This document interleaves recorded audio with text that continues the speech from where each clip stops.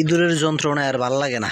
এই যে একটা জায়গা, এই জায়গা থেকে ইঁদুর ডিম বাইর করে, এই জায়গা দিয়ে এখান থেকে ইঁদুর ডিম বাইর করে। যতবারে এটা উঠাইয়া দেয় এইভাবে, এরপরও আবার এটারে নিচে দিয়ে এখান থেকে ডিম বাইর করে। ডিম বাইর করে নিচে ফালাইয়া রাখে।